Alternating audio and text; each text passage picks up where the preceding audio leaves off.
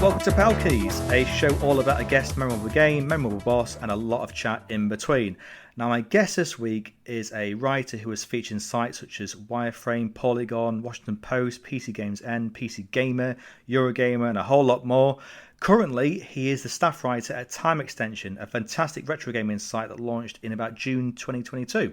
Now, since its debut, the site has become a fantastic place to read up about all the latest news, reviews, and features in the retro gaming space. This guest was previously a freelancer before joining the site when it launched, and has published some amazing stories, diving into certain aspects of companies like Sony Manchester, D-May Design, as well as interviewing people like Martin Alltimes and Jerry Momoda. Living in Manchester, he can only be Jack Yarwood. How are you, Jack? I'm good. Hello. Yeah. Thanks for that introduction. It's better than I can do. Yeah, like in terms of describing myself. Yeah. Feel free to take it. It's fine. Sure. But no, no, it's good, Jack. I mean, I have to say, like Time Extension, like really kind of like goes into my like retro interest, as you probably guessed, like from what I've written in the past, and it's so much like almost, I don't want to be wanky about this, but it is like a nice like breath of fresh air to have an outlet like that just goes into the retro rather than having it like a section on the site. I mean, have you been finding it like for 2 years now?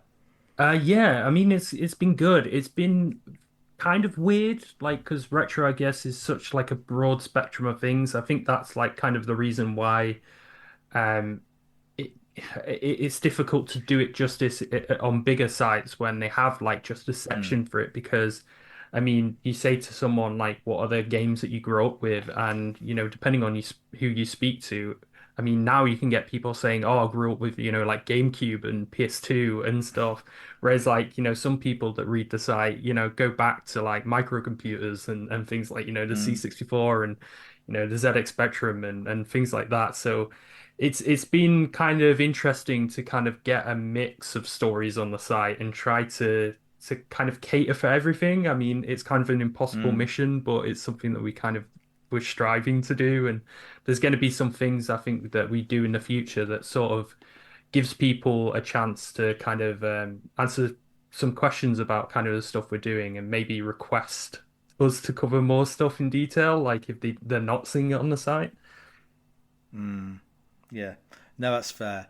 I mean, it's a really kind of like great timing of like how the site launched because I feel like before, I mean, we had like obviously we've got great magazines like Retro Gamer that cover a lot of like the breadth of retro Yeah. gaming.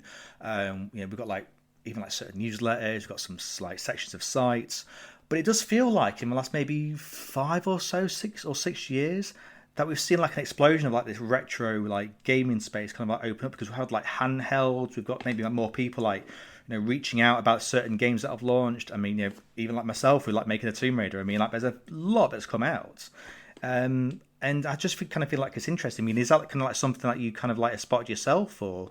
Yeah, definitely. Like, I think what's interesting about the site though is that I think it's been an interest of Damien, like my like one of the directors at Hookshot Media, like for ages to do Mm, like a retro site. So, I guess they've obviously covered the top three kind of platforms in terms of Nintendo Live, obviously Push Square and Pure Xbox, and they were sort of thinking about mm, how to expand it out and retro for yeah. them was like an idea that they've always sort of had on the back burner. But like you said, it's kind of like, yeah, it's kind of exploded because, I mean, any sort of conference now in terms of, like you're watching like new games get announced and they aren't new games, they're like remasters and remakes. And you have these companies now, sort of like Night Dive and Digital Clips that are doing amazing work, and then you've got kind of controversially, like limited run games with like their Carbon Mm, Engine games, mm, and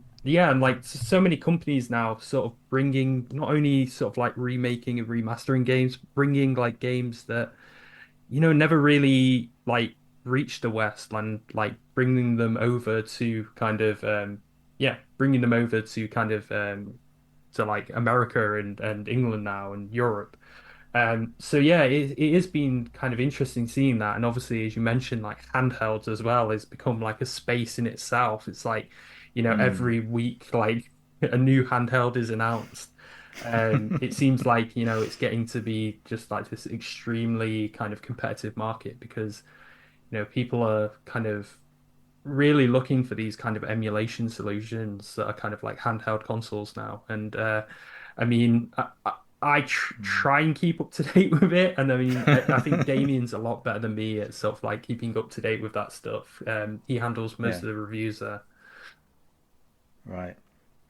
Yeah, no, that's fair. There is a lot. I mean, like even like with YouTubers as well. Like there's a few dedicated ones out there, like Retro Gaming Corp, who like cover like so many like, of these handhelds and go in depth. And like yeah, even I remember like almost like 10 years ago, like these handhelds were just coming out and seeing like being able to play Dreamcast games on these portable handhelds was just amazing. And now it's like just a common thing. You know, you're seeing PS2 games being played, and I feel like we're just on the touch of like seeing these handhelds play PS3 games now, which just blows my mind to be honest, Jack. I mean, it's just amazing how far these have come. Yeah, definitely. Like it, and it seems like it's happened kind of so fast, but like I guess behind the Mm, scenes, the amazing thing is like the people that are doing kind of the work as well with like emulation and stuff. Like a lot of the emulators that kind of do that stuff is and like yeah, like the amount of people who are kind of in that space who are like just doing it because like they're not like kind of yeah, commercial interests and stuff. Yeah, it's amazing to see kind of how accessible a lot of these older games are like becoming. Because yeah, I mean, yeah, it's getting easier than ever to sort of give. I guess like yeah, it's becoming easier, but at the same time, it's becoming more complicated because there's more options. So I guess mm, yeah, it's like it's interesting. Like new problems are emerging as old kind of yeah technical problems are being solved. But yeah. yeah. Yeah, 100%. No, definitely. So we'll just part that for now, actually, and because I kind of want to ask you, Jack, about like yourself, like kind of like in the early days, because obviously, a lot of your bread and butter in time extension is like this retro stuff and everything there. But I kind of want to get into like kind of like how you kind of first, like what your first game was, what your first like console was, like how you kind of like entered like gaming, like as a young boy. Like, just tell me about that and that history. Okay, it's a bit odd because I had older brothers who had like a had like a Mega Drive and they had a Super Nintendo, so it's kind of always been around. Like it's one where I Mm, can't really definitively say what the first game I ever like played was. I know the yeah. first game I ever bought with my own money was like I think it was like a Virgin Interactive Pinocchio game or something. I ended up buying that from. Wow. I found the receipt when I looked like in the box and it was from what's trying to think of what the game store was called now. Beatties, I think, which was like an old Okay. sort of like UK game store chain that was around like in like the early 90s, and I found like the receipt for it when I was looking at that. But like yeah, I just remember I played like a ton of licensed games growing up, like a licensed platformers and licensed like beat 'em ups and things like that. Um yeah, and from there kind of got into like PlayStation and basically, yeah, it just kept kind of yeah, N64 as well. Like it basically Mm, because of having brothers, we tended to have like a lot of game consoles because one brother would be like, I'm the Sega kid, and the other brother would be like, I'm the Nintendo kid, and I'm like, I'm whatever's left kid, but I'm also gonna yeah. play what you've got. So yeah, like some of the early games that kind of stood out to me on kind of like Super Nintendo, I guess. Like I used to play like the Hook game on there. Like I don't know. Okay. It's funny because I've just been to the time extension offices and like Damien pointed it out and went, "Oh, have you ever played this? It's actually really good." And I was like, "Yes, yes, I've got like the chip tune music is like playing in my head as we speak." Like, but stuff like that. Power Rangers there was an Natsume Power Rangers beat 'em up game on that, so that's why I was really excited about Digital Eclipse announcing like a new kind of retro-y kind of Power Rangers game. Yeah, and just a lot of weird like stuff like that. Of course, I played like Mario and I played like Sonic, Yeah. but like it's that stuff for me that is like the most nostalgic and it's kind of the most personal because you kind of you talk to people and people tend to have the opinions that licensed games are all like awful, like dreck. And yeah, I tend to have the opinion that like I have a lot of fond memories of those games. So yeah. Yeah, yeah, that's fair. I mean, I agree because like I remember like when I had my Mega Drive and my dad like kind of as a present gave me which one was it first? It was Aladdin, and I'm kind of like surprised when I look back because I completed it like at like 8 years old, and I thought that's bizarre because I play it now and it's so difficult like to Yeah. play. Yeah, I had that It's mad. experience with the Virgin Lion King game. Yeah, I think that did that come out for both. Like I had that on the SNES and that one yeah, was like super difficult. Like I just remember there was like people like have come out since and said like it was made purposely difficult. So like for like rentals or something to drive up like rental yeah, sales.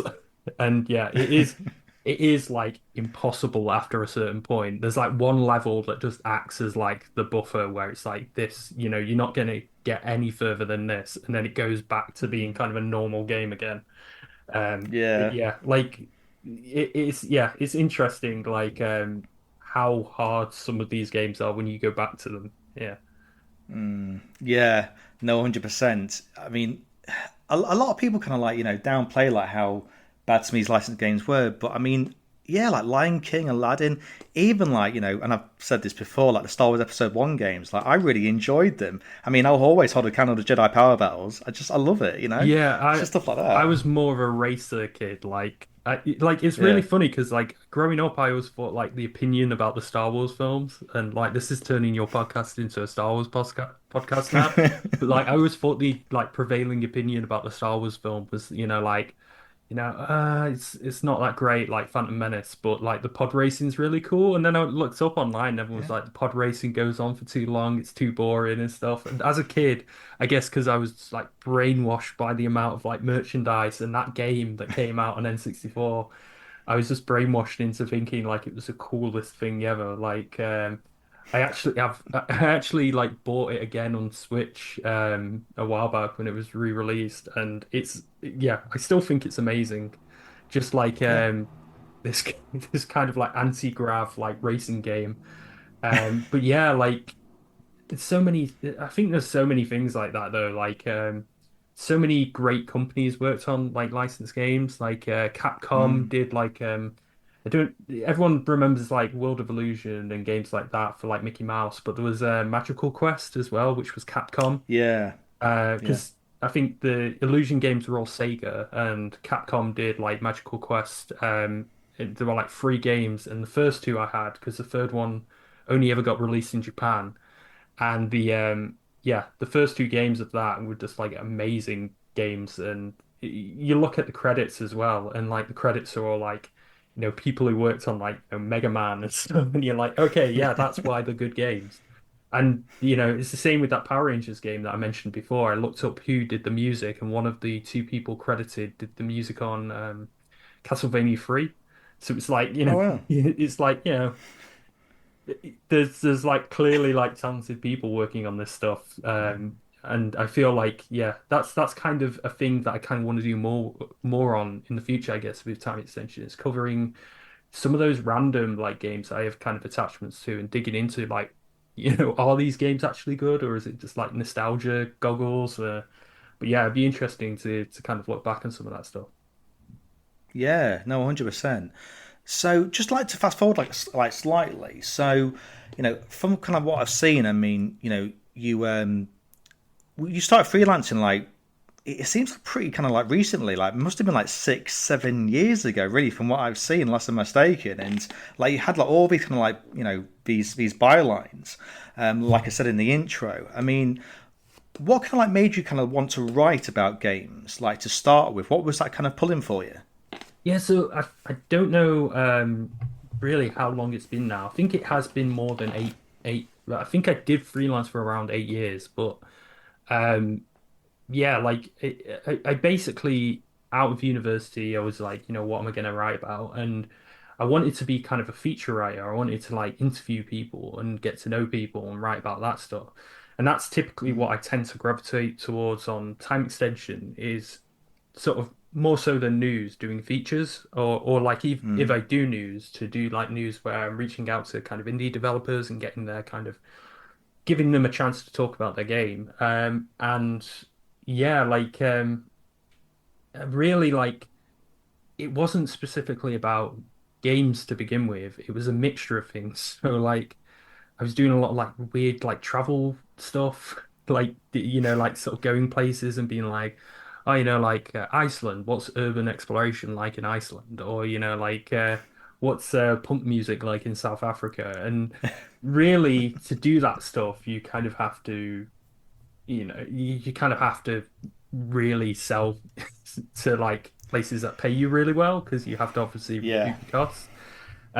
So after that, I was like, okay, I'll write about like film or music or games, anything that I was interested in. And from there, really, games sort of took a hold because it was just like I guess the media that I like engaged with the most as a kid.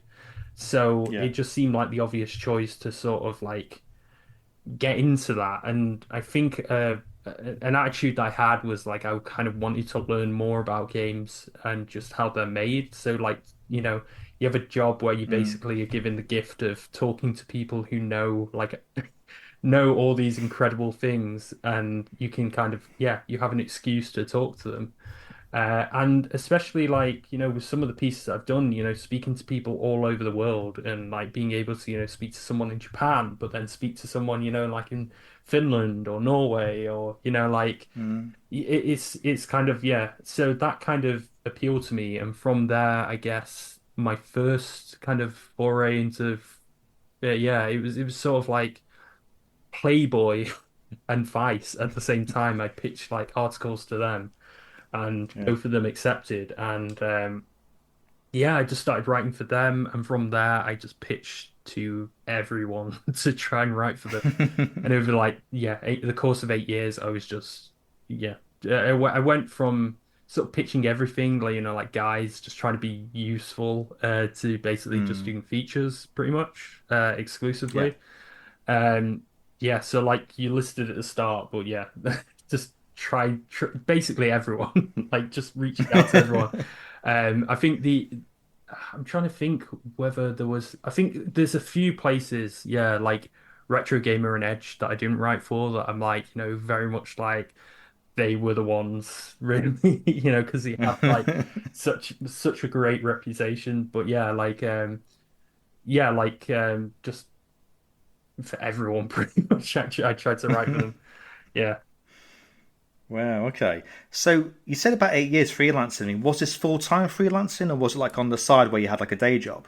I was full time. Like what's funny is like I was working like in retail and I went, okay, well I'm gonna quit my job and see like whether I can sort of sell like stories and stuff.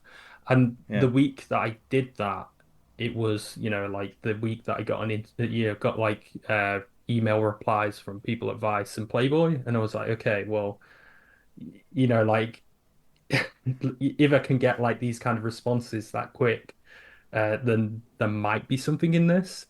Yeah. I mean, freelance is like very, very difficult, and I don't envy anyone who's in that position now in terms of freelancing because, I mean, it's amazing that since I've joined Time Extension, quite a few of the places that I wrote for quite consistently have, shut down, like Wireframe, obviously Wireframe magazine closed down. Then it became sort of like the licensed, I think, of the material to Why Now Gaming. Then it's sort of Yeah. like it's now under like film stories that they're Mm. posting stuff. Ryan, who was like the editor at Wireframe, but then like Fanbyte was a common one that I was writing for, and they also got shut down. And I think the people there have now launched kind of like a replacement thing that's kind of actually owned by them. Yeah. But yeah, it's just yeah, it's hard because like it is kind of like that. There's kind of these peaks and valleys, and it's interesting like it'll be interesting to see, I guess, whether because all these places are starting up now with community support, whether that'll kind of rise again and people will sort of be in a position yeah, where they can like pay freelancers but on kind of like better terms, I guess. Yeah, it's kind of hard to see. Yeah, I mean, I kind of feel like in the last maybe 18 months, really, that it's almost like it's going through this really slow but painful transition of like how people kind of like go into maybe newsletters or paid Yeah. newsletters or like you say, setting up like certain things. And it does feel like the gaming writing industry is going through this painful transition, and it's such a shame when I kind of see a lot of sites be shut down or people who are really struggling in freelancing and it, it's such a hard thing really too, like you say, because I freelanced for a couple of years and it was so difficult, but I kind of feel like, and I don't know whether you felt about this as well, Jab, but like when you get that reply from an editor and you get that yes, and then you're writing away and you see it published, I mean, it's such like a nice feeling to have in a rush, isn't it? That just keeps you going. Yeah, like I mean, the thing that I really enjoyed about it that I kind of still enjoy about like time extension when I have conversations with Damien about like a piece that I'm putting up is like the editing process and like just Yeah. just getting that feedback from someone and having that idea that you're kind of like working together to make a story better, which I guess like is something that and which is kind of a novelty at some places like at Polygon it was really great. There were like a lot of back and forths when I did stuff for them. But yeah, there's some sites, that just kind of want copy from people. They just want people to submit like copy and then they'll put it up Yeah. verbatim. They won't check it. And it's just kind of that thing that, they want volume on the site because, for Google or like the Google gods, it's like, to have that stuff is, it just kind of shows that you exist and you're a site and I guess it benefits like a ranking or whatever. But yeah, I love like kind of that interaction with like an editor and like getting someone to give feedback in a way. And um, I still get a bit of that now. I think it's hard because it's just like me and Damien, so we're both sort of working independently on stuff, and then there's some kind of Yeah. crossover. But yeah, like yeah, yeah, it's definitely interesting, like with the amount of like new stuff that's kind of coming out, like newsletters and things like that. And it's weird because I guess because we don't report on ourselves like a lot of the time, like in the news, like it's just sort of happening behind the scenes, like this whole kind of transformation of an industry, and nobody's Yeah. really talking about it. Yeah, definitely. And I kind of feel like that's where kind of like time extension kind of like really succeeds because it is tapping into a niche really that's growing, it seems, with retro. And I do find it like so interesting as to like all the stuff that you've been covering. And to be fair, I'm getting ahead of myself actually. But I do find it interesting the fact with time extension, you're covering like the wide breadth of it, whether it's the FPGA cores for emulators or whether it's like you say, remasters of certain things or the interviews that you've done as well. So it's interesting, kind of like, and obviously with just you and Damien, how interesting like how this site has kind of gone to like all these kind of like different avenues that a lot of sites really would probably cover as like a news piece. Really, I just find it really interesting. Yeah, I guess like it's just different interests, like because I feel like yeah, like me and Damien kind of complement each other with what we're interested in. And for me, like I'm just interested in a lot of like, like just to give an example, like a lot of the egg console releases that they're doing on Switch at the moment that are like these unlocalized um kind of yeah, like emulation ports to kind of like Switch from like PC 88 like and MSX and all these like old Japanese computers. And like our comments on that are usually like, these aren't localized because like it seems like it's such a small operation. Um But yeah, that stuff like we love to cover, even though I guess like for a mate like for another site, it wouldn't be that like it wouldn't be worth covering because it's not, like in English, like a lot of the time. It's like Mm, if it was in English, they release it in English, but if it was originally in Japanese, it would still be in Japanese. But yeah, I play a lot of that stuff and like the arcade archive stuff, like we're interested in. But yeah, we have sort of different interests. So I love like doing interviews. Like yeah. so. Um, a big thing with time extension has been kind of because I get really into projects and like if someone said to me, you can have like, months to work on like a feature, like one feature, I'd take it. But like that's not, you know, as you know, that's not something that you can typically do because you need to kind of Mm, have sort of things coming out more. So I've sort of been rethinking how I approach that stuff. So I basically at the moment I have like a lot of like sort of like shorter interviews that I'm putting out, but then on top of that, I have these like really in-depth like research projects that I've got kind of bubbling away in the background that hopefully, mm, will kind of come out where, it's like 5 or 6 interviews and things like that. And that in itself is stuff that I guess a lot of sites wouldn't do because there'd be like strict word counts and stuff on things. They'd yeah. be like, well, you can't do a piece that's more than like, 1,000 words because, it might, people won't read it or like, there might be, kind of like a negative implication with search engines with that stuff. And it's like, well, yeah, that's kind of the stuff that I like doing. I like putting it out there and then seeing if like an audience reacts to it. And typically, like at Time Extension, we've had like a really good response with that stuff from like comments and Mm, things. They've been kind of happy to see that we've got we've gone that in depth. Like a few examples of that is like the FIFA things that I've been doing on like FIFA International Soccer and FIFA 98 Road to World Cup and I mean, I did a piece on Barbie that went surprisingly in depth, which was sort of, I guess, to time with the film. I was sort of like, yeah. but like things like that uh, are really interesting to me. Like these kind of research projects that, can kind of, reaching out to people in a lot of cases who haven't really spoken about this stuff. Yeah, no, 100%.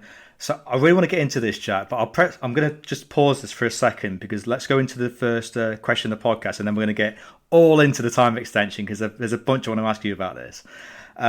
So just to start off, so obviously with the podcast, 2 questions: memorable game, memorable boss stage. So, Jack, I know you told me before we recorded that you kind of struggled with these questions. So, what have you picked for your memorable game after much frustration and struggle? You know what? I'm gonna, I'm gonna go with, I'm gonna go with Tekken 2. And Okay. the reason for that is because I remember playing you at Tekken 3 at like an arcade bar ages ago, and you absolutely smashing me at it. Did But I? yeah, Tekken 2 was the game that I like sort of grew up with as like a fighting game. It's really funny because I would like going to school and people would be like, "Oh, you Mortal Kombat? Are you Street Fighter kid?" And I'd be like, "I'm Tekken," and kind of off to the side. But yeah, Tekken 2 in particular was just like it's an amazing game. Like I Yeah. don't know, like what was your kind of experience with that? Because like, did you get in like earlier than Tekken 3? Like, were you Tekken 1? Like, So, I mean, first of all, I've completely forgotten that we fought each other in Tekken 3, so yeah. that's Well, ridiculous. I remember because I was just burned in embarrassment. Like, because I think I actually Oh, said to you beforehand, like, I'm really good at this, and then like, not as obnoxiously okay. as that. I think I was like, I'm pretty good, like, and went up to the machine, and then you absolutely, yeah, I think it was a slaughter. It was a massacre. There were multiple games. So the fact that you don't remember it, like, I just imagine you going into like bars and beating like people with Tekken 3 all the time. But yeah, like, Okay. yeah, Fair enough. Okay, yeah, fair enough. Oh man. Right, yeah. So Tekken 2. was the first one I came across because when my dad bought me a PlayStation 97, Tekken 2 came on the Demo 1 disc, and it had June and Lei, and I didn't know until like a month later that if you press a certain button in the character select screen, it would change their costumes and the font would change a different color, and it blew my mind. Yeah. So that was a big thing, and I remember just really enjoying it. And then eventually, uh, I got bought the full game, and I think it was around the time I had a Games Master subscription, and I was looking at Tekken 3 because I think they imported it, and then yeah, it just went from there. So that's my earliest memory of Tekken, really, of Tekken 2, and yeah, it's so good. Like the boss stages as well. Like, I mean, I'll just say it now. Like it features in the book. Like Yeah. that's just come out, in of Devil Kazuya, because I just feel like it's such an iconic like moment when you face Devil Kazuya. It's just great. Yeah. What's funny about that is I guess it's funny because my mum doesn't remember this now, but like I grew up in a Catholic. We're bringing religion into this now, so I've changed it to a Star Wars podcast, and now bringing like a controversy of religion into your gaming podcast. But like, she doesn't remember this, but like I kind of grew up a Catholic, so it was like very sort of taboo, I guess, for her at least, for me to be playing a game that had the devil in. So I had to like Right. secretly like play it behind like a door and like like sort of be like, I'm playing this game, it's got the devil. No, only show her the angel like character Yeah. and just be like, I'm playing this religious game, like but yeah, like I told her about that like years later and she couldn't remember it, but like it's definitely like something that happened and it was like, yeah, like it's just something like it's got that industrial kind of soundtrack to it, Tekken 2 on the Yeah. thingy. And I remember looking at the box, getting the box, and they got like the row of characters. I think they might have the row of secret characters on the back They as well. do. I can't Yeah. remember. And like, yeah, just like working out kind of like, yeah, like how to unlock those characters. And it's just kind of amazing and kind of like working out how they relate to each other as well. Like stories like a surprisingly like, I mean, it's bonkers now because it's just like, like every other game, someone gets thrown in a volcano. But like, like it at the time, like, because I was a kid, I was like, really into the lore of Tekken. Like, I was like one of those people Yeah. who's like, I would be, if I could go forward in time as a kid and see like, these wikis that people put together now, I'd be like, in heaven because I just loved like putting together that stuff. And, Yeah. when you're a kid, you have to like, put it together by playing the game and writing down like thing. But it's funny because like for a while I just fell out of love with fighting games. So that period of fighting games, like Tekken 2 and Tekken 3 in particular, were just like for me, those were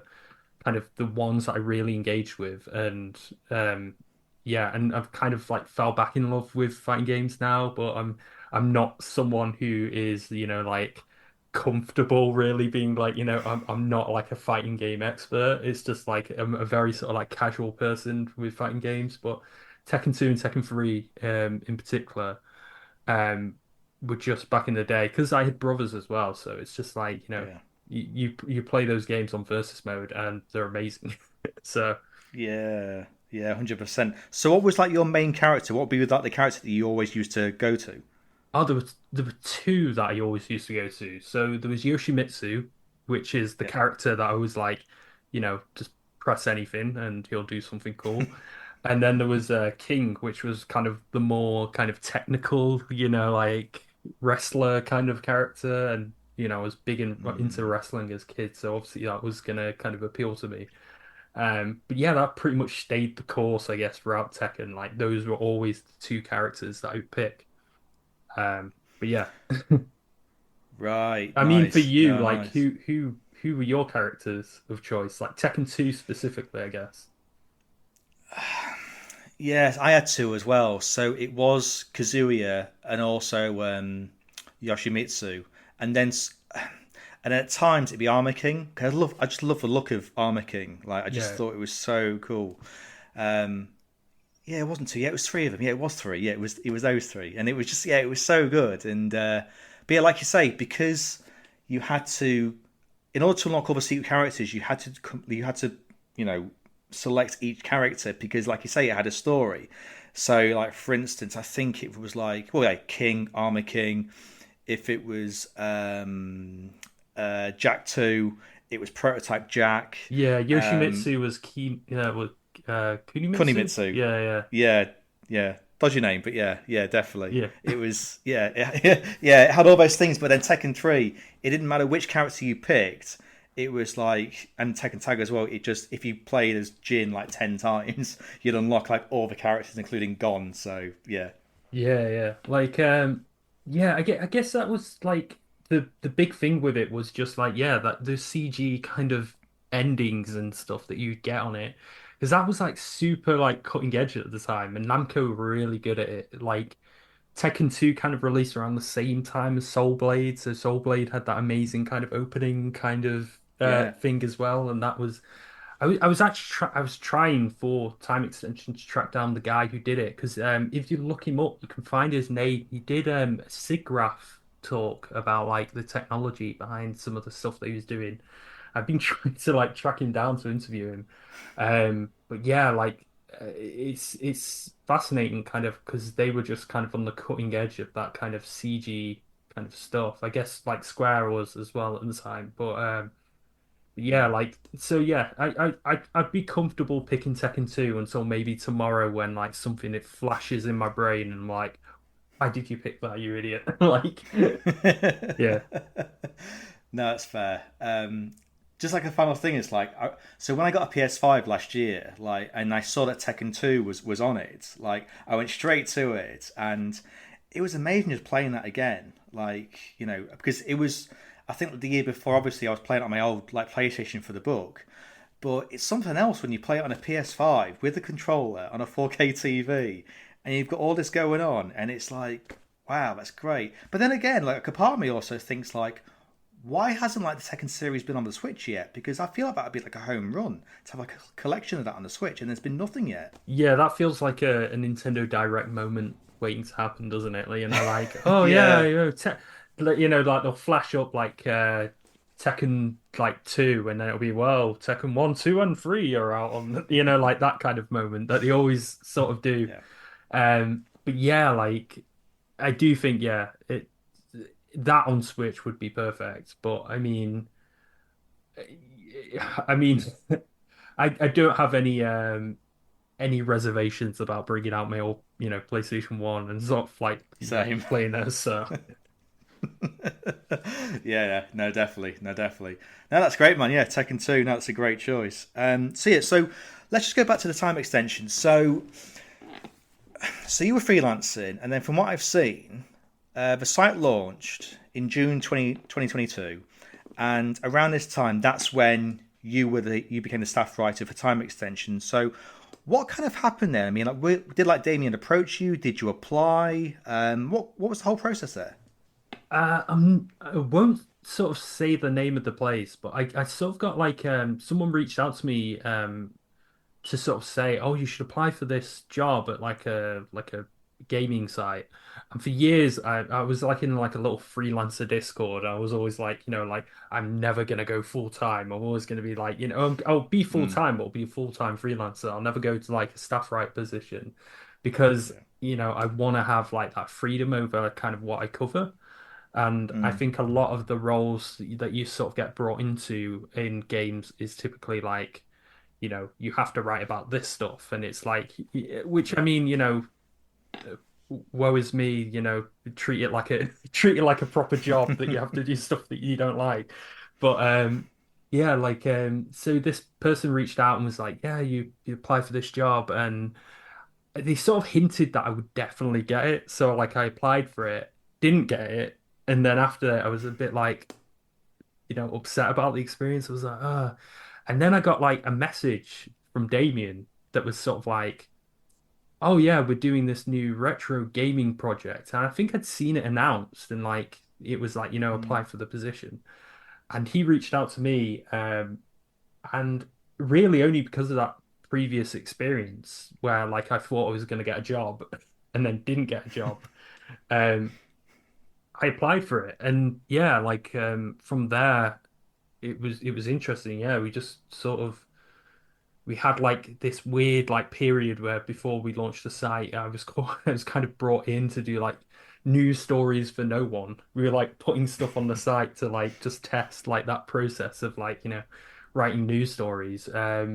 Yeah. But yeah, like that's kind of it. Like yeah, he sort of reached out to me and I was sort of happy to jump at that experience because I think working for a retro site, you kind of have that freedom to pick and choose what you want to do. Whereas, like, Mm. I guess if I was going to work for kind of like more of a games radar or like an IGN or a site like that, that'd be very forward facing. It'd be very like forward looking in terms of like, this game's been announced. We have to cover this game in detail. We have to do like Yeah. guides for it, and we have to do I guess all the coverage leading up to the release, like previews and reviews and things like that. And I mean, like Time Extension typically don't do reviews because we don't have the capacity to do that. It's just like two people.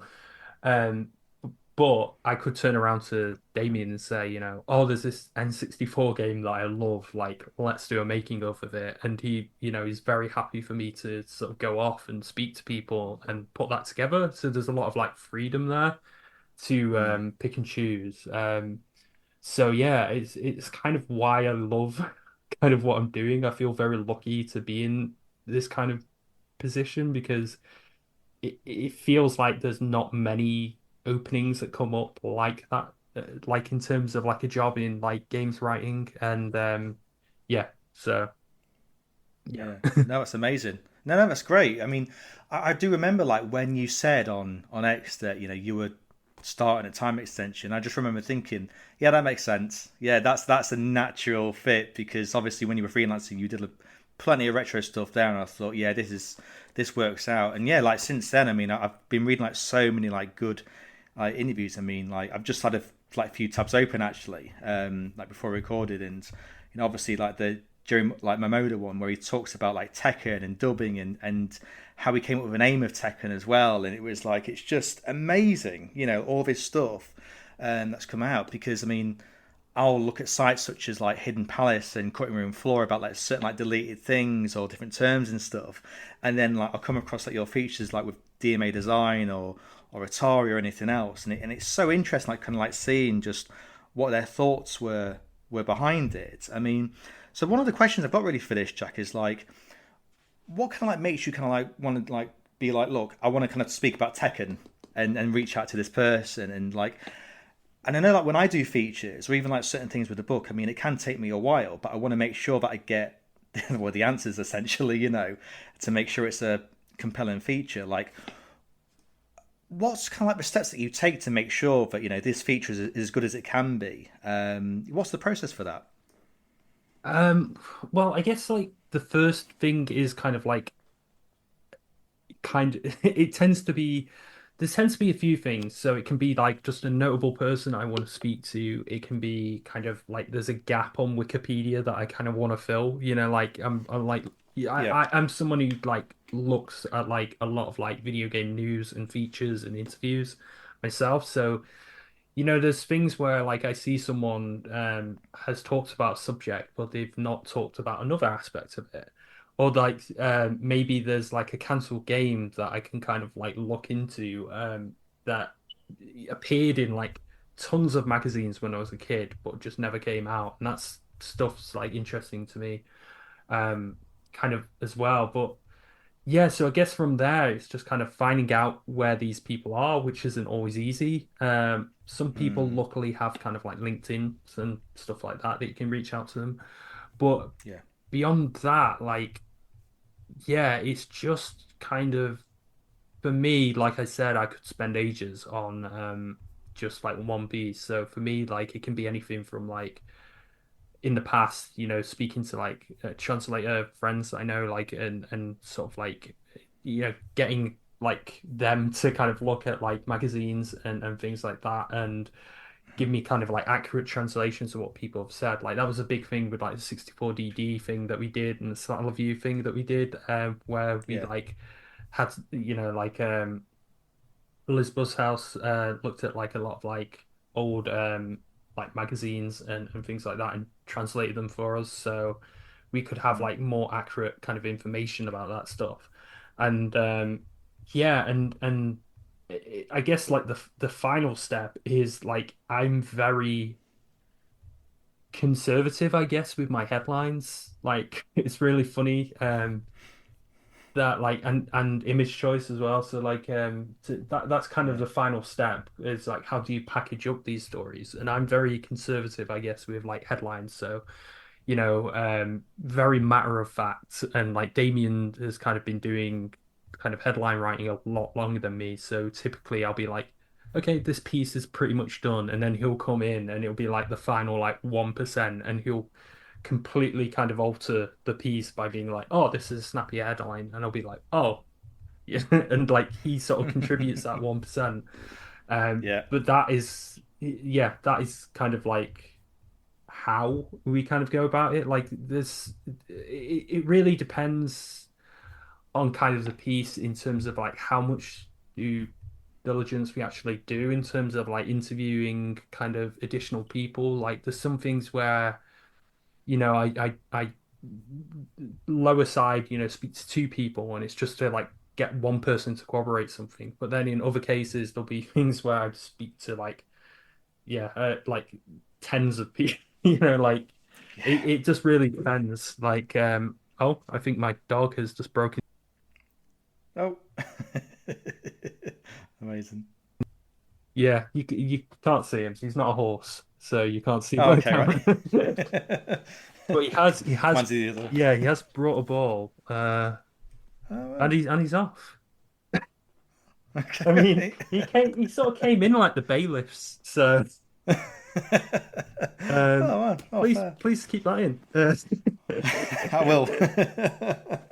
But yeah, like so yeah, that's kind of how I kind of go about it. Yeah, I think the most difficult thing a lot of the time is finding people. Like, if they don't have like social media Mm, profile, it's just like it's impossible to kind of reach out to these people. And there's been cases where, I'll reach out to especially with like some of these like kind of pieces that I'm trying to do in like Japanese games where I'm reaching out to someone who's already really hard to track down only to ask them, how do I track down another person who's extremely hard to track down? And that kind yeah. of chain and those things, can take, it's like you said with like feature writing, it can take like months to kind of do that stuff because you're waiting on replies, you're waiting on kind of getting that information Yeah. information back. And yeah, there's a lot of stuff like that that we've got kind of bubbling away in the background at Time Extension that hopefully, will come out, and it'll be interesting to people because it's stuff that nobody really has covered in kind of English.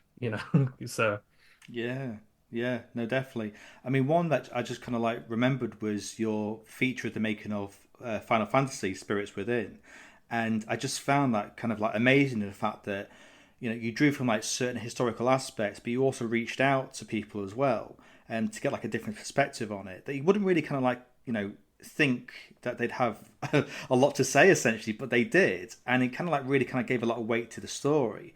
So, like you say, I imagine like stuff like that would have just taken its time, but you eventually kind of like found maybe the angle or the anchor to kind of really make that feature tell its narrative almost.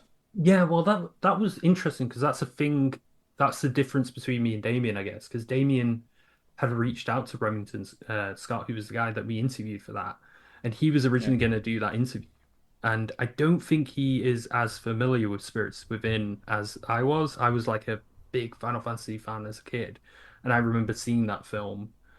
I think I saw it in the cinema, and then after that, I saw it on DVD, and it was like a big, sort of like thing at the time. It was like, oh my God, a Final Fantasy film, and then it was completely different to Final Fantasy. It was like there's like shared themes with Final Fantasy VII, but like beyond that, it's like very sort of like, oh, it's a sci-fi film, like Hollywood film. But yeah, like Damien kind of for it was funny because I was on the email chain and it was like they were constantly missing each other. They were like, oh, we'll right. do the interview next week. Okay, next week arrives, and like they don't organize it. So like I think like Damien suggested that I like jump in and sort of cover it because I had more familiarity with kind of Spirits Within. And yeah, I just loved kind of diving into that stuff because I was looking at like all these. I'm kind of a nerd for having like subscriptions to archives, like newspapers.com and things like that. I reckon Yeah. it's really funny because, like someone will put out a tweet like, does anyone know what what was showing on BBC Two in like, 1994? And I'll be like, actually, I do. And then I'll Google it and like, like Yeah. and things like that. But yeah, I use a lot of that stuff in the work that we do, like, in terms of like checking kind of, these archives to basically look up when specific things happened and kind of Final Fantasy Spirits Within was one of those ones, looking up these contemporary articles about people being completely frightened by this idea of like motion captured, like animated characters, which is hilarious Mm. now because we have like the AI threat like looming where, Yeah. like there's Oh, gonna be yeah. companies kind of like cutting corners and like, doing kind of AI kind of things like that in the future with people's like, no, I mean, there already is. Like, you see, I think Tom Hanks even had to come out recently and say, it's not me in this advert. And kind of, yeah, a few instances where people had to do that, where like people are using people's likenesses without Mm. permission. And that's kind of, I guess, the fear that they had with um this technology is they thought that people would be able to use it to basically, Tom Hanks is selling toothpaste, but he hasn't signed off on it. Like that type of stuff. So Tom Hanks was how hilarious thing about that is Remington Scott was saying, Tom Hanks publicly criticized this film, and then a few years later he did like Polar Express, and he was playing three different characters that were all mocapped.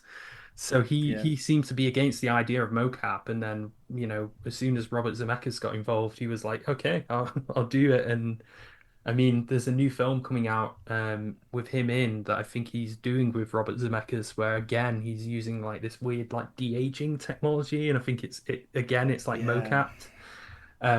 So yeah, it seems it's interesting because I think Remington Scott, like the great thing about what he was saying was that a lot of directors um were scared to sort of deal with this technology, but like Sakaguchi-san was like, really into it and like really went ahead with Mm. it. And even though the film, I guess, is kind of mixed depending on like kind of your perception of it, like, if you're treating it as a Final Fantasy film, it's not really great at all. But if you're treating it as like a film, it's kind of it's something that you can admire its sincerity, like because I think Mm. that it's like Final Fantasy VII, it's kind of it's based on a lot of ideas that he had following kind of his mum's death and things like that.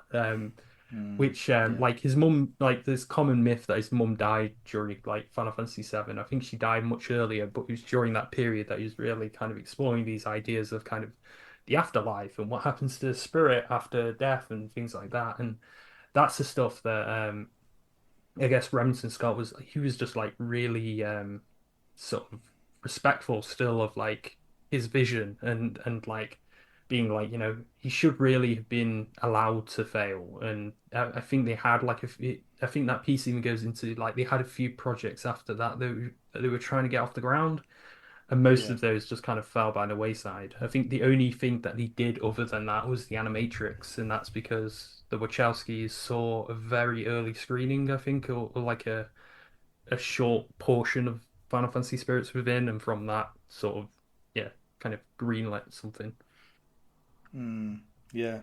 No, it's great. I mean, it's interesting kind of how you get into like the story of it all, and I think kind of relates to kind of what you said earlier about how features almost kind of and then I do the same as well. Like they kind of follow a narrative, they follow a story, and I'm just kind of wondering actually because like I said in the intro, I mean, there's at the time of recording anyway, you spoke to someone called Martin Alltimes, who's a producer, and you've asked him certain questions about like Broken Sword and other aspects and stuff. But in the intro, I see like he worked on games like Spice World. Now, for me, I'd be asking him about Spice World in some of this interview. Yeah, So it's interesting. I feel how you're kind of following the narrative when it comes to these interviews. yeah. I mean, I would ask him about Spice. Like, it was funny. It's funny because that interview. That's one of the things that that interview I had to cut down a lot because he didn't just talk about Sony. He talked about from Sony he went to IDOS, Yeah. and from IDOS he went to Disney Interactive Studios. And we actually wrote a news piece about Disney Interactive Studios, with some of the stuff that he said because he was telling us about like, there was a Platinum Games project, Black Widow project that was like in early concept phase, and I think um Starbreeze had also pitched for that as well and created a demo for that that was based on technology from their cancelled Bourne game. And then there was Mm. like a Splash Damage Secret Wars game that was like that they were working on. And all these games hadn't ever been announced. I think the Splash Damage one, if you look up online, the only thing you can find is a Eurogamer article covering like a smaller site, who said that Splash Damage was working with Disney.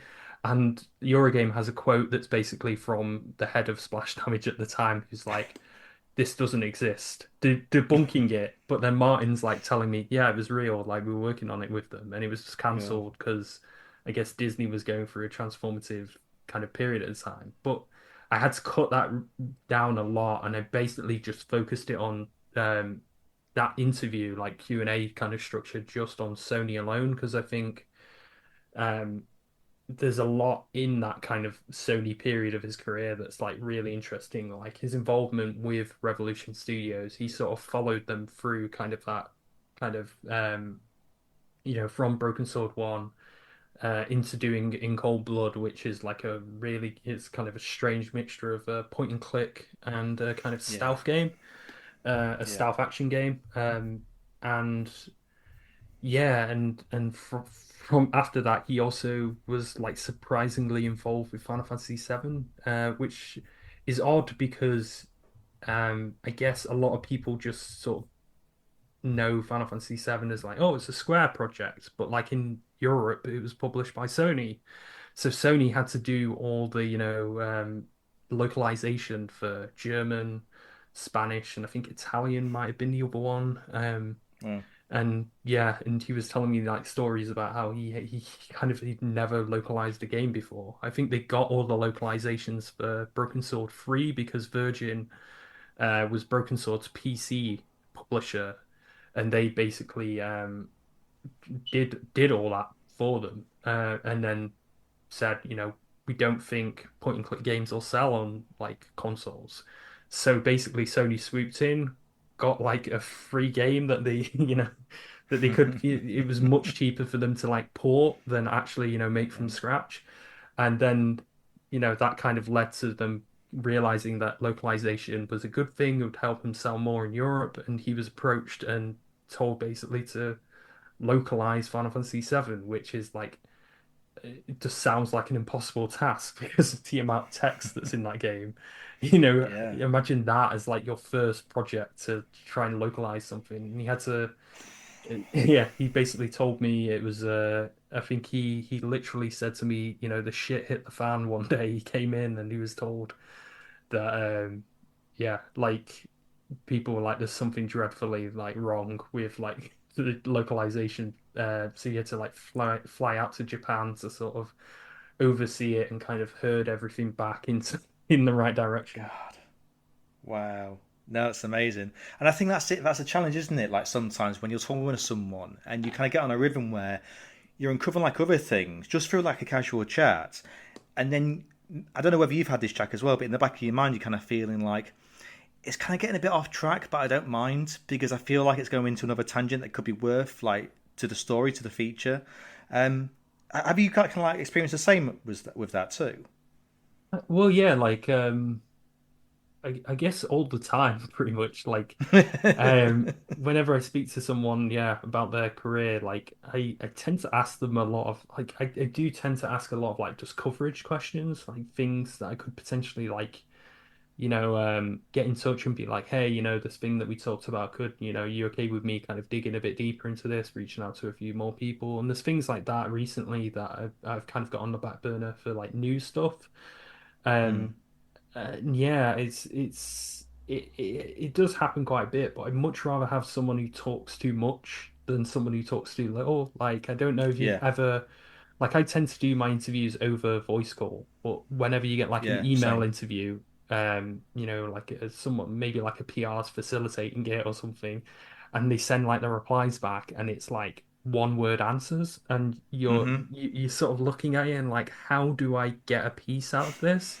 Like, how do Mm-hmm. you get something that, is actually worth putting under a feature label and saying, this is worth reading to readers. So there's been instances where I've done that, got replies from people, and it's like you can't use any of this stuff. So Mm-hmm. from that point, it tends to be like kind of two like a fork in the road. You can either like completely drop it and kind of move on to something else, or you can like, really try and tease information out of people and like just consistently ask them questions and hope that it builds up to kind of a kind of a decent answer or what you kind of want in the first place. Yeah, it really depends on the person. Yeah, no, 100%. And I can relate to that. Yeah, I mean, there have been times, and obviously I'm not going to mention like the certain features, but like when I've reached out and I've sent like 10, 11, 12 questions, like really hoping to get some like detailed answers. And there's times where I won't have those certain questions answered, or other ones might get answered with maybe one sentence, and I'm like, I cannot use that in any sense at all. So yeah, I can definitely relate there, Jack. Yeah, definitely. But like you say, when you kind of do a video call, it's I think it's the moment where, like the chat we're having now, like it just goes into certain tangents which is still relevant, but it makes it interesting in the fact that it makes you think about certain things from a different perspective, if that makes sense. It makes you think about other things too. So Yeah, definitely. Like, yeah, it tends to be the best way to kind of do interviews. I know when I freelance for, it was called Garma Sutra at the time. It's called Game Developer now. But they used to be very big on their like style guide. Had like a thing that was like, these, don't be shy, don't be nervous about reaching out to people. Do mm, calls rather than doing email interviews because I think they were really into that idea that, like when you speak to people over a call, like people are more willing to open up compared to like, kind of a formal kind of back and forth over email or something. yeah, no, 100%. So let's go into that final question of the show, and before we kind of like wrap up about time extension, which is the memorable boss stage or a memorable boss moment. So what have you picked, Jack, from this? I'm really curious after everything we've talked about. Okay, well, I guess would you want a modern one or do you want a retro one? Go with what your heart tells you, Jack. Okay, well, I'm gonna pick a modern one. I'm gonna pick Okay. um do you know Sea of Thieves? Have you played Sea of Thieves? I have played Sea of Thieves. I am terrible at Sea of Thieves. Yep, I am familiar. Yeah, I'm gonna say the gold holder from that, who is like at the end of the first set of Tall Tales that they released. I think they released them with the anniversary update. Right. I don't play Sea of Thieves anymore, but like if you look back on like my freelance kind of period, I wrote about it consistently from like, I think it was released in like March 2018. And I wrote about it consistently up until I guess it probably would be like March 2020 when the anniversary update came out, or like Yeah. yeah. Um, and I guess the reason for this is because like Sea of Thieves is a very it's like a team game. It's very much like, you get friends together. And the way I typically played that game is I played with like people all over the globe, just random matchmaking, which was kind of hit and miss, but was always Mm, interested like to see like people going from complete strangers to being kind of tightly knit like crew, like knowing what their roles were, and it's like like people have to have studied that game, like in sort of like yeah. social dynamics, because it's fascinating how one crew that you can join, you can be the captain, you can be that person who's really assertive, but then other crews you can kind of slot in and just be like, kind of the grunt, doing all the sales and stuff. But the reason I say that is because I did the Gold Holder boss fight on my own, and it's interesting because it's based on this island that's like far kind of outside of the map, and it's kind of a lonely place to do it. There's this whole quest line that builds up to it, and it's just kind of for me it was amazing because it just kind of I guess at the time I was looking into like how theme park design and game design are very similar, and I think that's a perfect example of it because it's like you kind of go through this cave system, and you go through all these kind of obstacles, and it feels very much like a classic like Disney dark ride. And I know Mike Chapman, who works on the games, he wanted to be a Disney Imagineer before he wanted to be a game designer.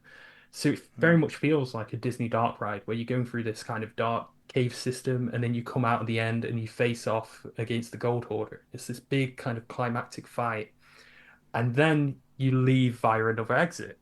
So there can be a crew behind you kind of coming in to do the, and it's like very much like, a theme park system where there's kind of like this crew. You treat the cave kind of like it's a queue, like with all like Yeah. the interactive elements at a Disney ride, like when you're walking through and something will move or something, or there'll be paintings.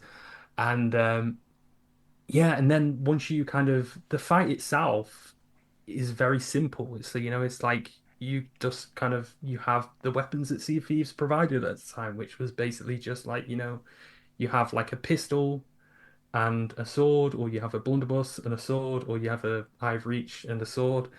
Um, and it was very kind of repetitive because I was on my own, and I don't think they'd nerfed difficulty at that point. So it was like really repetitive. But when I did it, and you kind of leave, you go through kind of a waterfall, and there's this amazing kind of melody that's by, I believe it's by like Robin Beanland, who's obviously like a famous rare composer, worked on things like Conker's Bad Fur Day and stuff like that. And it was just like this amazing kind of moving moment that I'd done it kind of on my own, like this big kind of difficult kind of final part of the quest.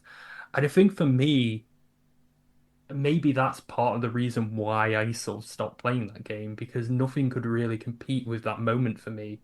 And the more Right. things that the game added, the more it's sort of like it feels like for me that kind of chapter of playing that game. I don't know whether you've had that with like an online game, where you the game itself, like you've had such a deep connection to it, but then that connection has kind of, yeah, it's kind of tied to a specific period of it. It's like a weird phenomenon now with like live service games where, I can point at like Fallout 76 and say these specific months I was playing it like crazy and I really enjoyed it, but now, I don't touch it. But,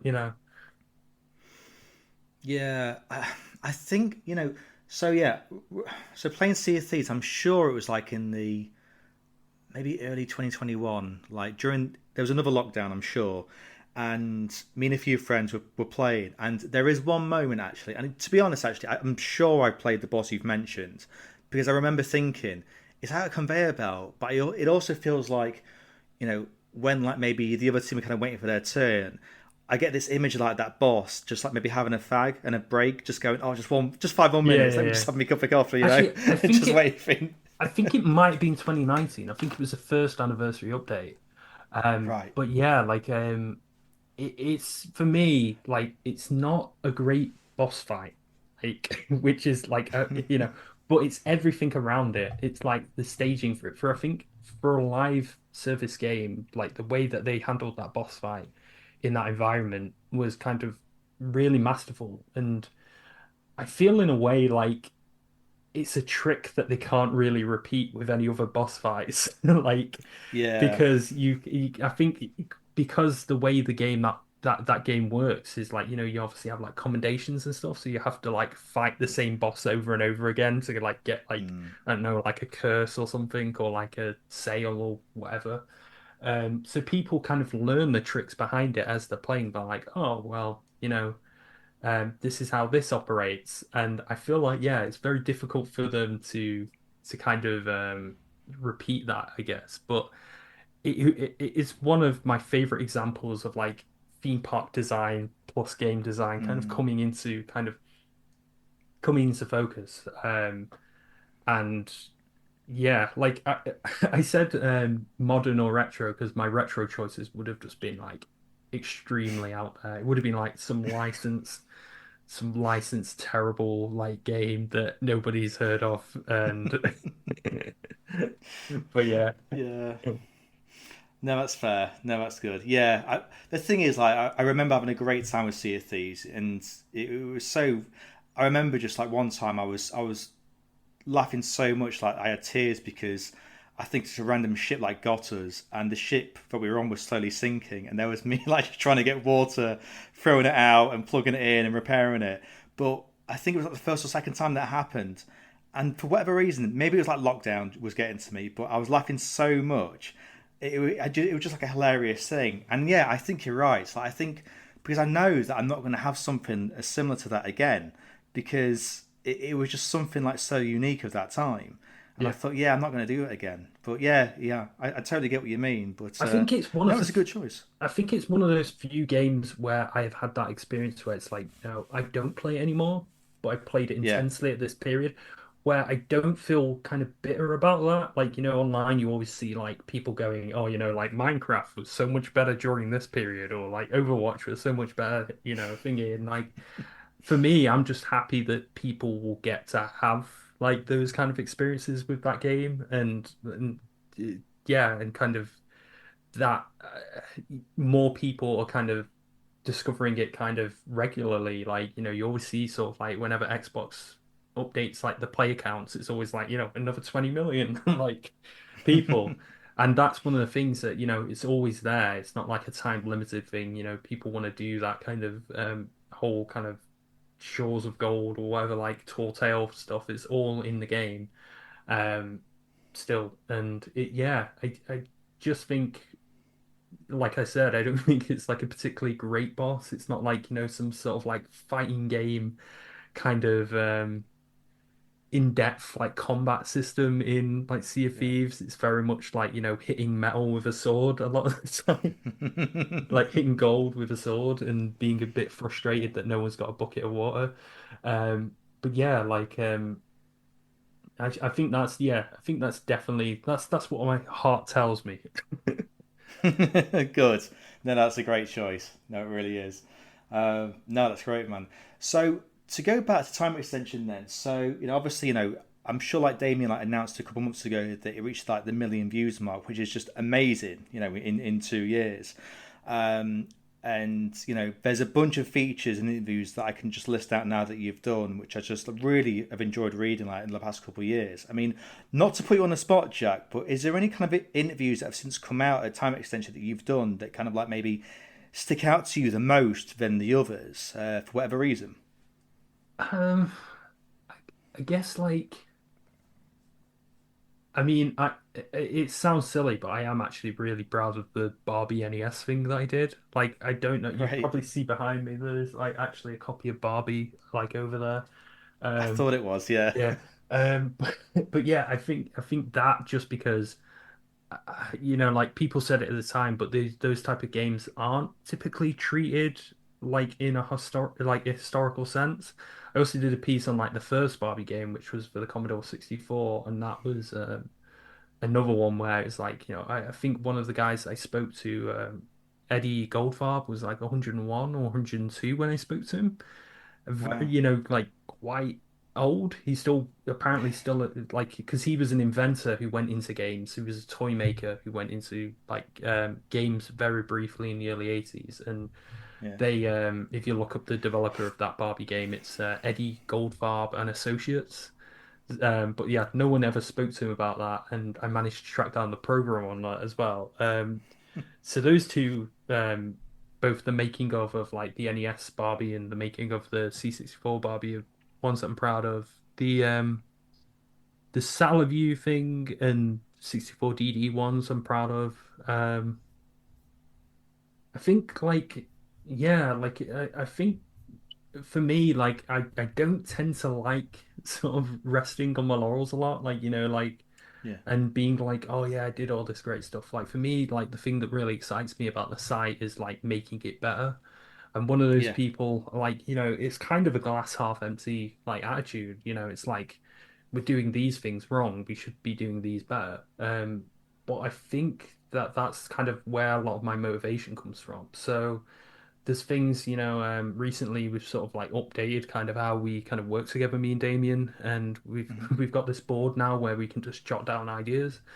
And there's a ton of things on there that we're putting down, both of us. Like, there's things as well, like getting more coordinated around like, what do people expect us to cover, as well as like, what are these flights of fancy that we kind of want to go on. Yeah.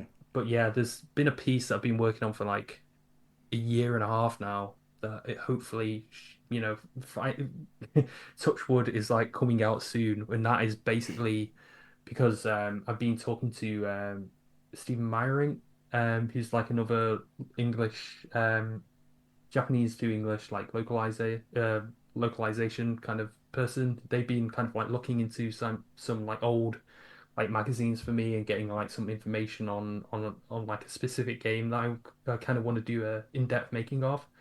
And I've tried in the past to do a making of this game, and the people who worked on it all work at a company now that works for Nintendo, so they Right. can never speak to press. Yeah. It's like, how do Yeah. they're based in Japan, and which is already an obstacle because a lot of Japanese companies, people don't want to talk about other companies. So, like, say for example, they were like former Capcom people, but they're at another studio, and you go, "Can you talk about Capcom?" In a lot of cases, people would turn around to you and go, "No, I don't work there anymore. I can't talk about them," unless, like, Yeah. they're of retirement age, and then people tend to talk a bit more freely. But yeah, that's kind of exciting, and that's something that I've kind of been working on behind the scenes, I guess. Right. No, amazing. And I have to ask, Jack. I mean, like, is there any kind of like white whales that you kind of really want to speak to for certain features that you've been thinking about doing for months or years that you really kind of want to nail? Uh, White whales. Yeah, like. What one of them is when we started the site, I started doing these interview. My idea looked like when I started this, when we like started the site was like I wanted to do this thing where we cover arcade developers from Japan in more detail. So I put up Mm. like this thing that was like, like something like spilling the secrets of like um Konami or something, Konami's arcade division, and like I spoke to a few different like people who worked at Konami, and yeah, and there's more people from that for that I kind of want to do. So I wanted to do a Konami one, and I got like 3 interviews for it with like Japanese developers, and then I wanted to do a Capcom one. But because the Konami one, I was still like, I could add more interviews to it. I've still been like more focusing on Konami rather than, doing the Capcom one. Yeah. But someone that I would love to speak to is the is is it Tokoro Fujiwara, the guy who did Resident Evil. He was like, I think the producer on Street Home and Resident Evil. He was behind Tomba. Um, Okay. Yeah. but he worked at Konami for 2 games. I think he did Rock and Rope and he did Poyan. And I would love to speak to him. There's also another guy who works at Konami that I have his social media profile. He's on like Instagram and he's retired now. I won't say his name, but like he just basically takes pictures of birds all the time. And I was like, basically like messaging him in like like broken Japanese, being like, can we do an interview about your like time at Konami? Because that early period is just, like with the site, we spoke to the someone who worked on Frogger, and there's a big mystery about who was the creator of Frogger, and we didn't necessarily get like a definitive answer, but we got like more of a list of who worked on it, um, Mm. and it's stuff like that that I'd love to do more of, like where we're talking to people about early kind of Japanese arcade kind of history, because there's just Yeah. not a lot of it over here. And like a lot of what we know is down to like enthusiasts. I follow a lot of them on Twitter who basically, just scan through old Japanese magazines, like Mm. coin-op magazines and stuff, and basically do translations on the fly and kind of get that information. Um, and I mean, like, yeah, that stuff is kind of for me what I kind of it's not even like doing a new piece, it's just adding to that old piece and maybe then expanding Yeah. it out into to doing one for Capcom as well. Um, but yeah, that would be like something that I'd really love to kind of explore in the future. Yeah, no, that's great. I mean, and you're right because I feel like during that time with like Japanese development, whether it's arcades or consoles, I do feel like there's a lot of like untapped, untold stories there that have yet to be uncovered. I mean, like take for instance, like I mean, obviously I kind of saw your news a few months ago about how someone spotted a new, new video footage of Luigi in Super Mario 64 at Space World, and stuff like that. Or I'll hear about like early Sonic builds of Sonic 3 or Sonic 2, or like what people were going about. And I remember like 5 years ago, we only like discovered then that there was going to be a time travel aspect in Sonic 2, and we never knew that before. And there's so many stories, that could be uncovered from like that time in the early 90s. So Yeah, yeah, I a don't lot of know, potential there. and not just like Japanese stuff either. Like I saw like recently Kev Bayless like posted like the ex kind of rare artist posted on Twitter, like there was like a John Candy thing that someone posted, and then he was like, "Oh, we were Yes. actually working on like ideas for video games for like for John Candy." It's like, but it's funny when people tweet stuff like that because it's so vague. Because it could be like, were they working on licensed games? I know Rare had a history of working on licensed games around that period. Were they working with John Candy? Were they not working with John Candy? And it was just like, they were basing a character around it. Video games often took like Arnold Schwarzenegger's likeness and things like Yeah. that. Because he said Pimple, I guess, from Battletoads was based on John Candy. And it's like, really? Like, I was like watching like the end cutscene today, like looking at it and going, it doesn't seem like it. Like, I don't know. Yeah, but things like that that just kind of pop up on Twitter. Like, it was funny because I looked into like Gene Pool Software, like it was a local company to me in the early 2000s. I was looking into the Iron Man thing that they did. And Mm. nobody knew about that. Like nobody outside the company knew about that game. I did a piece for Fanbyte where I was talking about X2, I think it was called Wolverine's Revenge, and I found out about the game during that period. And I thought, like, I spoke to everyone, and they were like, "No, no demo exists of it. All we've got is this concept art." So I published the concept art. And then just, a couple of days ago, or a week ago, Kev Edwards, who works as a programmer on it, was like, "Oh yeah, I just found it on like a disc," and he's been posting like Yeah. demo footage of it. And it's just stuff like that that really excites me. It's like, you think you hit a dead end with something, and then like, a year or two can go by, and then it just like, something pops up, and it's amazing what isn't lost. It just sort of takes someone like Kev, like to sort of look through their kind of collection and do the work. And I know there's like, I did a piece on ET. There were various ET games that were made like 20 years ago, that similarly kind of ended in bad circumstances, kind of like the Atari ET. But there was a game from that I've been speaking to this guy for ages, trying to recover the disc from it. It's like a lost ET game that never released for GameCube, and he's saying now that he might actually reach out to Kev and like pass it over and see whether Kev can actually get the data off the disk because I think he couldn't get all the data off it. It just Right. like failed to kind of read. So hopefully like that can be saved as well, and we get like this ET lost ET game for GameCube that was pretty much done. Wow. Oh, that's amazing. And I kind of feel like it kind of taps into like kind of something that's been well justifiably like shouted about really in recent years, which is like game preservation, because it feels like a lot of people just never took this seriously, and now, we have sites like Time Extension or like the books as well and other things where it's uncovering like all this untapped history of developing games and also prototypes as well. And I'm just kind of thinking really, Jack, just to maybe like kind of finish up the show, but it's like how important do you feel like game preservation is in this day and age, especially when we're uncovering like a lot of like great stories from different people all across the world? Well, I think it is, yeah, it's definitely important. I think the big thing that needs to be said is like the amount of work that's, being done And like this, the thing is like we try and do some of this stuff with time extension, but we also cover a lot of people who are doing this stuff. So there's obviously Mm. great like games that weren't and things like that. Hidden Palace. There's like a new kind of initiative I think called Codebound that is like finding a lot of stuff and publishing it. Gaming Yeah. Alexandria are doing a lot of like, saving kind of old like Japanese magazines. They're like scanning it in and like putting it online.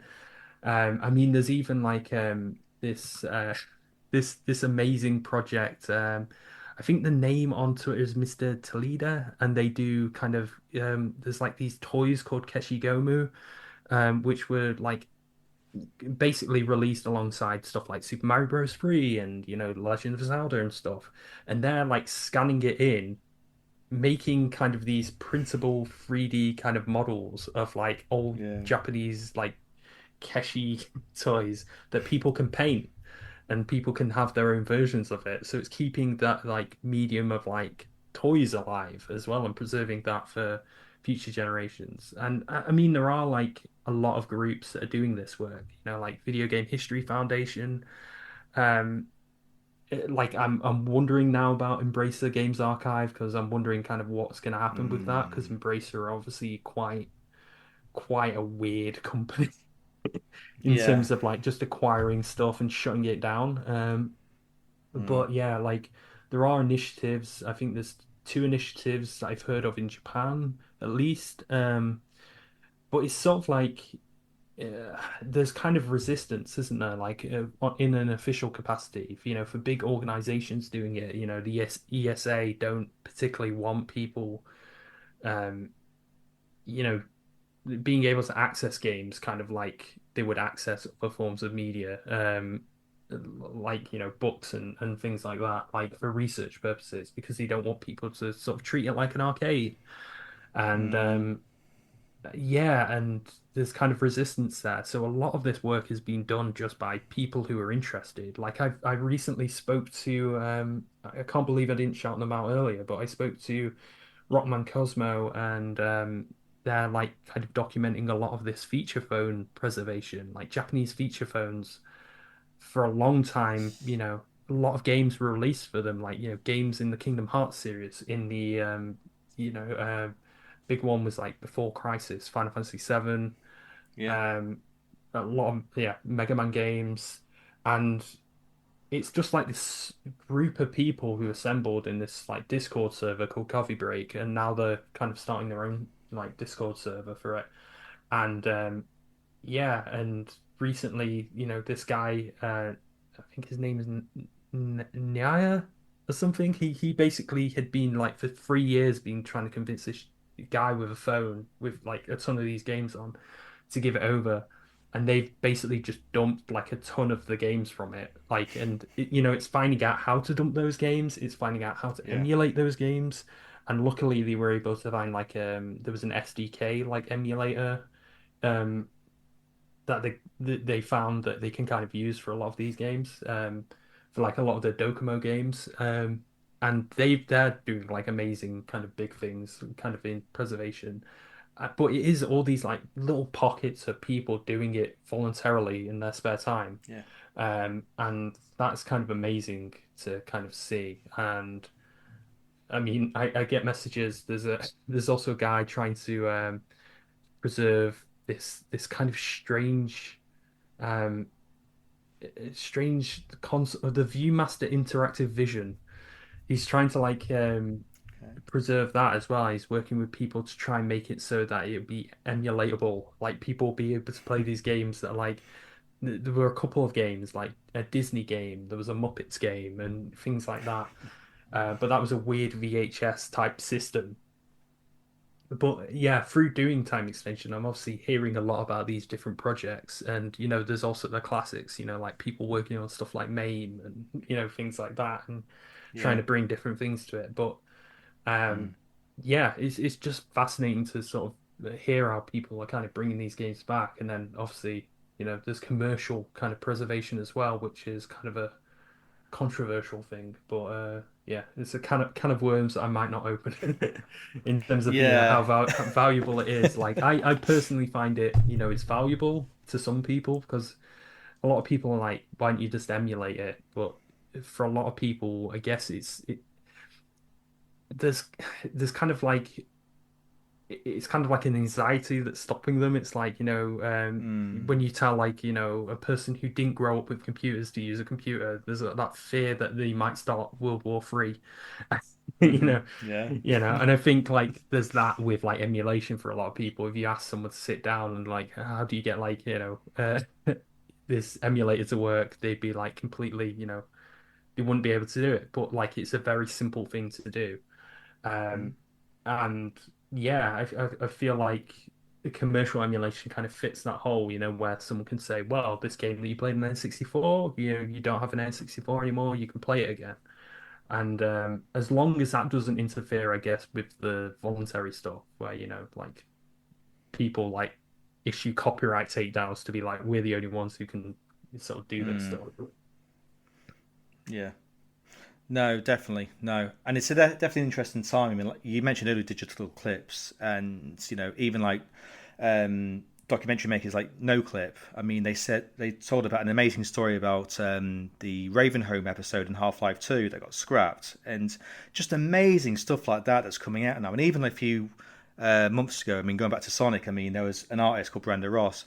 She sent over a tape, and it showcases a winter zone from Sonic 2 that has never been seen before with Christmas lights. And it's just amazing that we're still seeing stuff like this, like 30 years on. So I'm just kind of interested, really, like as to what the next few years or decades are going to bring for all these games. Really, it's just amazing. Yeah, definitely. Like it's going to be interesting to see how kind of our understanding of a lot of stuff changes as well. I don't know if you've seen there was a big Sega kind of leak of internal documents, and that's kind of Yes. rewriting a lot of history for people in terms of like that understanding of the relationship between Sega of America and Sega of Japan, and kind of how well Sega of America was doing, and kind of like the correspondence between the two of them. And I mean, I put out a tweet going, like I really wish that someone would write like the definitive history of like Sega of America versus Sega of Japan, because there's console wars, but I don't think console wars maybe gives enough time to kind of the Japanese kind of side of it. Yeah. Um, whereas I'm waiting for someone to, get like like all these kind of interviews with the Sega of Japan guys and like the American guys, and sort of put together that kind of definitive history of like what kind of went on there, and the discontent that's kind of perhaps even grown through like people doing interviews since, like and the kind of perceptions that have kind of come around that. But now we have like that data from stuff like that leaking. I don't even know how that leaked, but No, it's just same. fascinating to see that. And obviously the Giga leak as well was a big thing that was Yes. with Nintendo, um, which is typically a fortress. So it was amazing, like um, with that, my small contribution was that Giles Goddard, who obviously worked on like Star Fox, said like in an interview with me, oh, there was like this piece of software or something that inspired Mario Paint. And then I was like, oh, that's interesting. Let's find out what that software was. And in the end, like I spoke to like a couple of people who worked at Nintendo previously, and we ended up I ended up finding that there was a Wikipedia, not a Wikipedia page, there was like a page on like a Nintendo related site about something that had leaked during the Giga leak. And it was this like Right. piece of software that all they had was an image for it. And yeah, I managed to find out the artist, the guy who drew the menu image for it, and find out sort of what it did, and like that it was a 3D kind of model type thing that they used, I think, on Star Fox 2. And it ended up, uh, I think it didn't end up having anything to do with Mario Paint.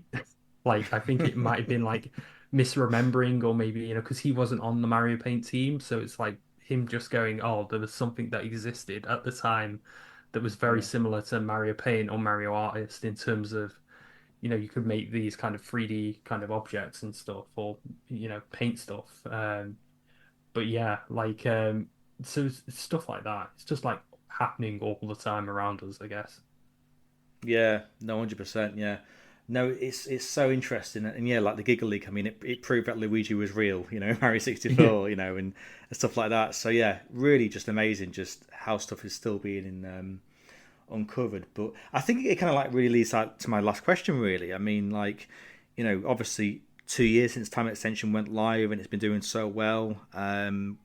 Because of yours and Damien's efforts. I mean, is there kind of like any and like kind of like possibly like future plans on the horizon for Time Extension? I mean, that's in the midst. I mean, could there be perhaps podcasts or newsletters or anything else? Like, is there anything like that's in the midst of being planned? Uh, I don't think so at the moment. I would love to do like video podcasting type interview type stuff. But it's just about bandwidth and like the fact that there's only two of us. Mm-hmm. And like retro, there's so much to cover, but we don't just cover retro stuff. A lot of playdate stuff we've tried to, dip our toes into covering. So it's sort of it's difficult to do those kind of big swings towards, doing stuff like a YouTube channel.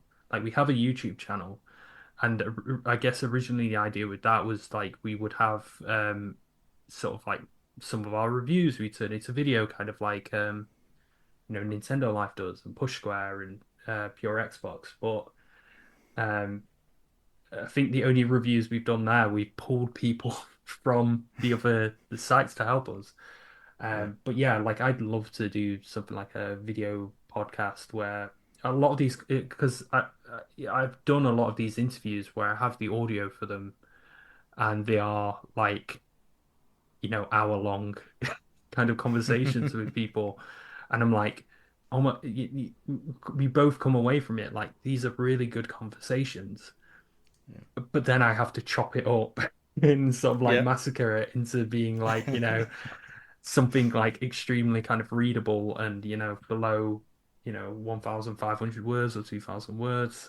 And Mm. it's sort of like, yeah, I'd love to be able to do that stuff. And I think like there is, I guess, maybe the possibility of doing stuff like that. But it really depends on how it would impact kind of workflow and kind of the other stuff that I'm doing because we are a written site. Like that has to come first. Like if we Yeah. did something like that, there would also have to be like kind of a written component as well, maybe in terms of, Hmm. like do a podcast, but also do a written article where it's like, here's our podcast, here's like a summary or something like that.